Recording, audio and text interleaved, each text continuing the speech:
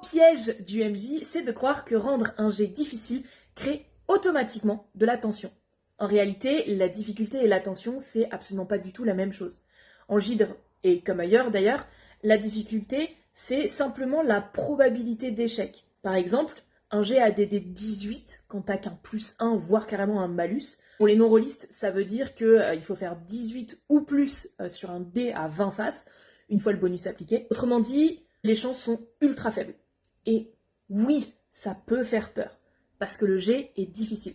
Mais là où tout se joue, c'est que ce type de jet peut être difficile, mais sans être tendu. Tout simplement parce que parfois, le résultat n'a presque aucun impact sur la suite.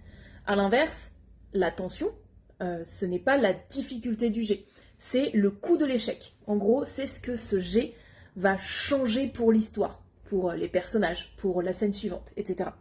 Un jet, il peut donc être très difficile, mais ici, il sert juste à repérer un petit passage derrière un rocher.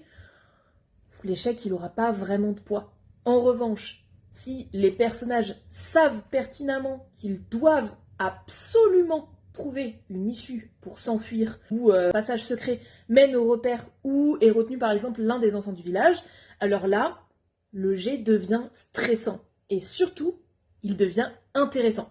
En réalité, un jet est vraiment tendu quand sa réussite, ou son échec, change la fiction.